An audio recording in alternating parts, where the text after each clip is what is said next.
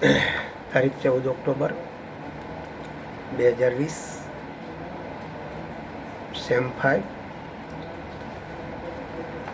પેપરનું નામ છે સંશોધન પદ્ધતિ. અને જે યુનિટની આપણે આજે ચર્ચા કરવાના છે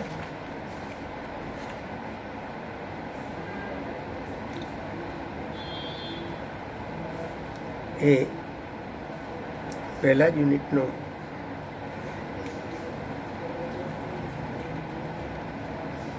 સામાજિક સંશોધનો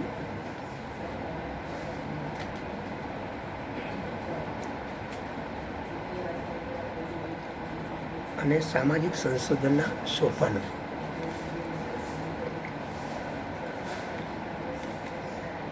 તો અહીંયા આપણે પેલા ડેફિનેશન ઓફ સોશિયલ રિસર્ચ, સામાજિક સંશોધનની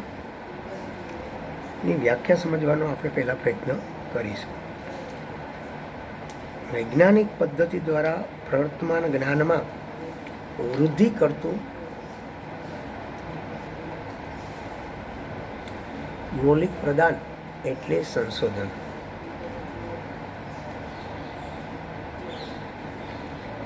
એટલે સંશોધન એટલે જે તે વિષય, પરિપ્રેક્ષ કે તમે કોઈ પણ બાબતના સંદર્ભમાં વૈજ્ઞાનિક પદ્ધતિ અને વૈજ્ઞાનિક વલણ દ્વારા જે જ્ઞાન મેળવવાના ટૂલ્સ, ટેકનિક્સ વગેરે વાપરો છો અને એના દ્વારા જે માહિતી મેળવો છો એને આપણે સંશોધન કહેવાય.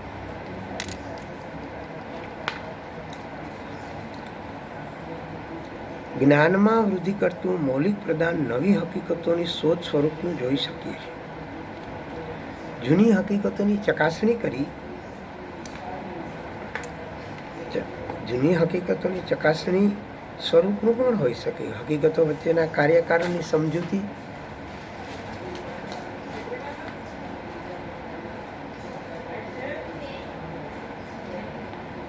હકીકતો આપનારો પણ હોઈ શકે છે. એ જ રીતે આ મૌલિક પ્રદાન નવા ખ્યાલોના ઘડતર સ્વરૂપે, સિદ્ધાંતની સ્થાપનાને લગતું કે પછી પ્રવર્તમાન સિદ્ધાંતનું સ્પષ્ટીકરણ કરવા સ્વરૂપે પણ હોય. રેડમન અને થોરી કહે છે તેમ નવું જ્ઞાન મેળવવાનો પદ્ધતિસરનો પ્રયાસ એટલે સંશોધન. રેડમન અને થોરીની વ્યાખ્યા આપણે માટે બહુ જ ઉપયોગી છે બહેનો. આપણે એમાં બધું જ આવી જાય છે. રેડમન અને થોરીએ કહ્યું કે નવું જ્ઞાન મેળવવાનો પદ્ધતિસરનો, સાયન્ટિફિકલી સિસ્ટમેટિક આપણો પ્રયત્ન, આપણો પ્રયાસ એટલે સંશોધન. હવે અહીંયા પદ્ધતિ શબ્દ વૈજ્ઞાનિક પદ્ધતિનું સૂચક છે.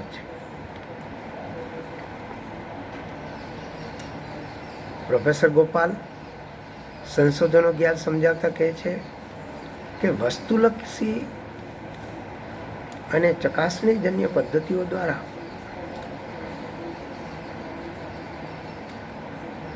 હકીકતો શોધવા માટેની, હકીકતો વચ્ચેનો સંબંધ શોધવા માટેની અને તેના આધારે સિદ્ધાંત કે નિયમો તારવા માટેની વ્યવસ્થિત તપાસને સંશોધન કહેવાય.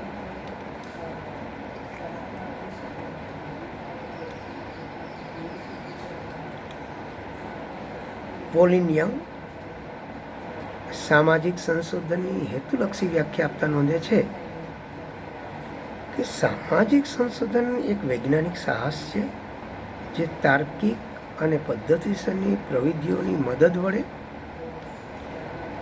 નવી હકીકતો શોધવાનું કે જૂની હકીકતોની ચકાસણી અને પરીક્ષણ કરવાનું. આ હકીકતોની ક્રમબદ્ધતા અને તેમની વચ્ચેના પારસ્પરિક સંબંધો અને કાર્યકારણ સમજૂતી આપવાનું તેમજ માનવ વર્તનનો વિશ્વસનીય અને યથાર્થ અભ્યાસ કરવાનું સુગમ બનાવતા આ નવા વૈજ્ઞાનિક ઉપકરણો, ખ્યાલો અને સિદ્ધાંત વિકસાવવાનું ધ્યેય ધરાવે છે.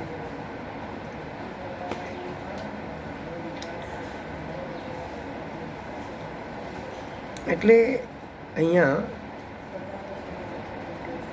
આપણે હકીકતો વચ્ચેનો કાર્યકારણ સંબંધ જે તપાસવાનો જે પ્રયત્ન થાય છે એને આપણે સંશોધન કહીએ.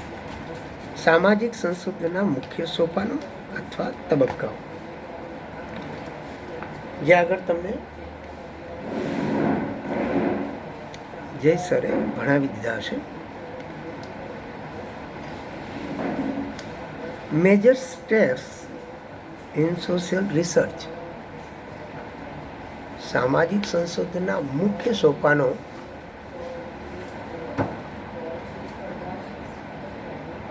સંશોધન વિષય અંગેની વિચારણા અને પસંદગી. સંશોધન ક્ષેત્ર અંગે સંશોધકે સૌપ્રથમ વિચારણા કરીને વિષયની ચોકસાઈપૂર્વક પસંદગી કરી લેવી એ વૈજ્ઞાનિક સંશોધનનું પ્રથમ સોપાન કે પગથિયું છે.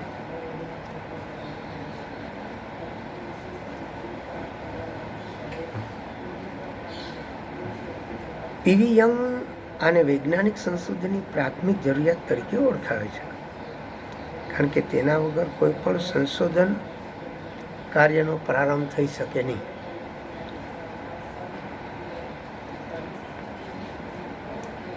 સંશોધન વિષયની પસંદગી કરતી વખતે સંશોધકે અનેક બાબતો ધ્યાનમાં રાખવાની હોય છે.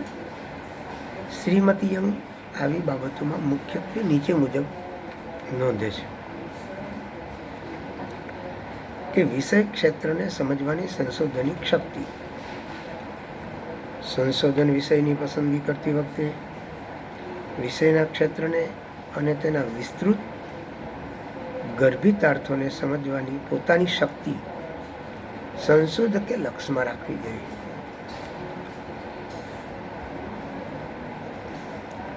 હવે સંશોધન વિષય અંગે વિચારણા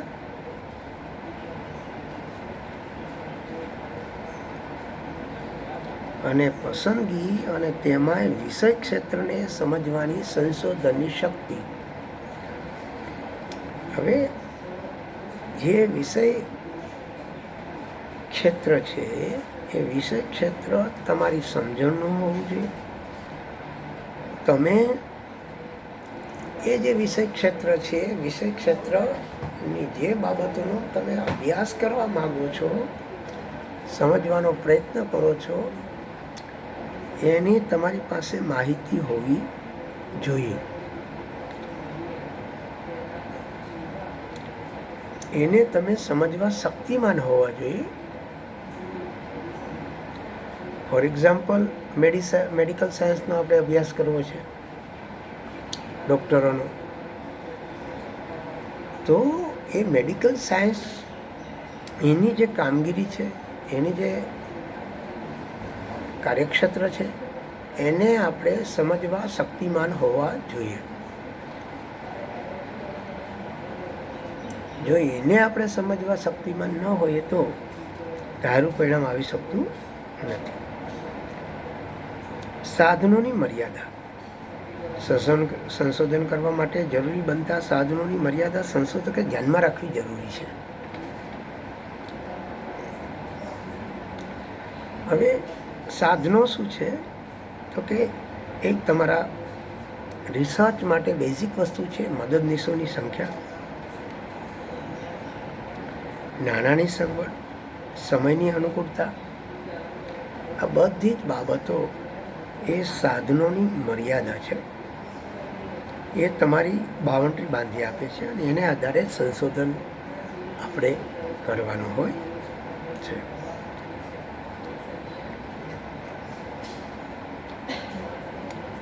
ત્રીજું છે પ્રયુક્તિની ઉપલબ્ધતા.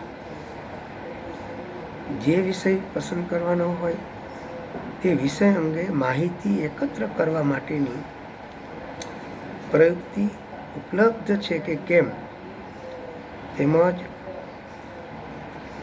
જે પ્રયુક્તિઓ ઉપલબ્ધ છે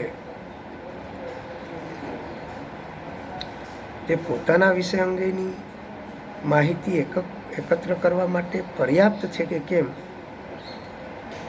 તે સંશોધકે ધ્યાનમાં રાખવું જોઈએ.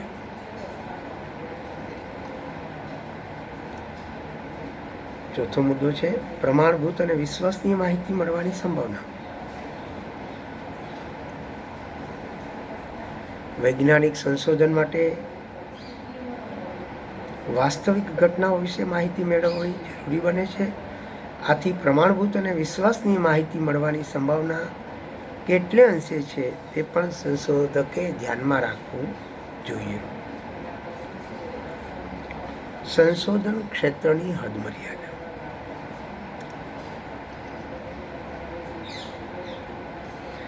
સંશોધન ક્ષેત્રની હદમર્યાદા સંશોધકે વિષય પસંદ કરતી વખતે ધ્યાનમાં રાખવી જોઈએ.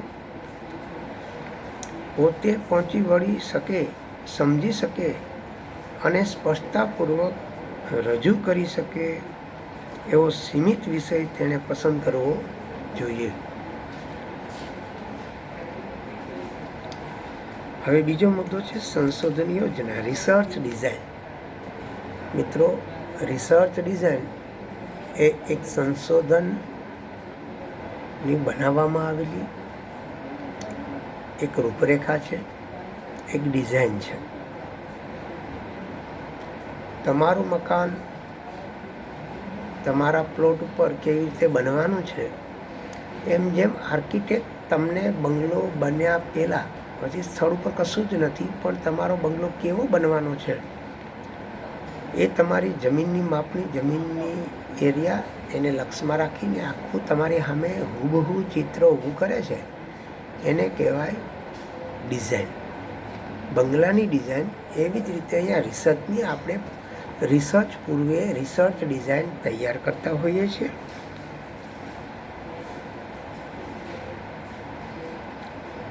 વૈજ્ઞાનિક સંશોધનનું આ બીજું સોપાન છે. વૈજ્ઞાનિક રીતે સંશોધન કરવા માટે સંશોધકે યોજના બનાવવાનું જરૂરી બને છે. બીજી રીતે કહીએ તો સંશોધન યોજના એ સંશોધન કાર્યને દિશા સૂચન આપવા માટેનું તાર્કિક અને આયોજિત સાધન છે.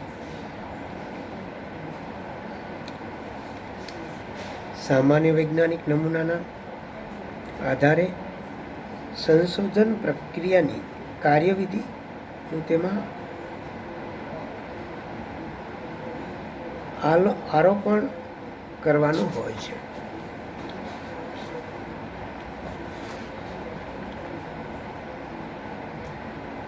ટી.વી. યંગ કહે છે કે જેમાં બિલકુલ માર્ગાંતર ન થાય એવી તદ્દન ચોક્કસ અને ચુસ્ત સંશોધન યોગ્ય ભાગ્યે જ હોય છે, પરંતુ તેનો હેતુ સંશોધન કાર્યને દિશા સૂચન આપવાનો છે.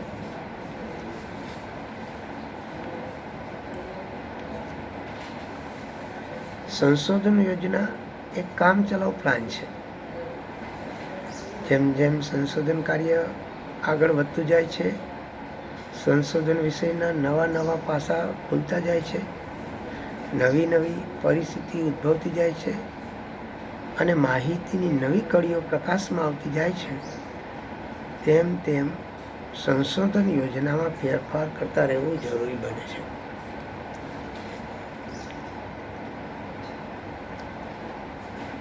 સંશોધન યોજના ઘડવા માટે જે નિર્ણય લેવાનો હોય તેમાં કશું ક્યાંયથી, ક્યારે, કેટલું, કયા સાધનોથી વગેરે પ્રશ્નોનો વિચારી લેવાનો હોય છે.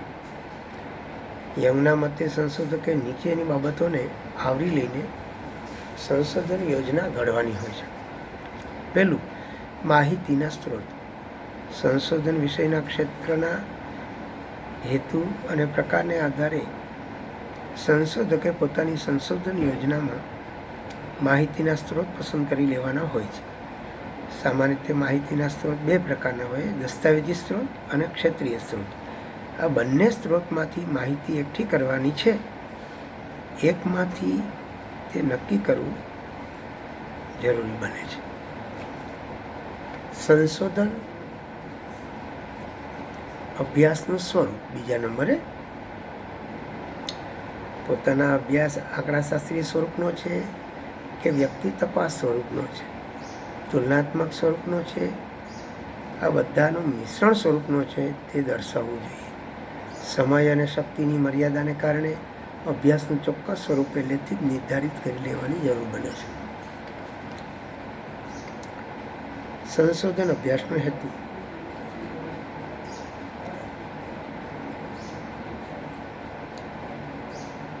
કેટલાક અભ્યાસો વર્ણનાત્મક માહિતી એકઠી કરવાના હેતુવાળા હોય છે, તો કેટલાક અભ્યાસો સમસ્યાનું નિવારણ લાવવાના હેતુવાળા હોય છે, અને કેટલાક અભ્યાસો સમસ્યાનું નિવારણ કરવાના હેતુવાળા હોય છે, તો કેટલાક અભ્યાસોમાં ખ્યાલોનું સ્પષ્ટીકરણ કરવાનો કે સિદ્ધાંત ઉપર પ્રકાશ પાડવાનો હેતુ હોય છે. ટૂંકમાં સંશોધકે પોતાના અભ્યાસના હેતુઓ પણ સંશોધન યોજનામાં સ્પષ્ટ કરવા જરૂરી બને છે. સામાજિક, સાંસ્કૃતિક, ઐતિહાસિક સંદર્ભની સ્પષ્ટતા. સંશોધકે સંશોધન યોજનામાં સ્થળનો સામાજિક, સાંસ્કૃતિક સંદર્ભ ઉલ્લેખવો જરૂરી બને છે. સામાજિક, સાંસ્કૃતિક સંદર્ભની સાથોસાથ સામાજિક ઘટનાઓને યોગ્ય પરિપ્રેક્ષમાં સમજવા માટે ઐતિહાસિક સંદર્ભ લક્ષમાં લેવો આવશ્યક બને છે. 5મો મુદ્દો છે ભૌગોલિક વિસ્તારની સ્પષ્ટતા. એ આપણે નેક્સ્ટ વિડીયોમાં જોઈશું. ત્યાં સુધી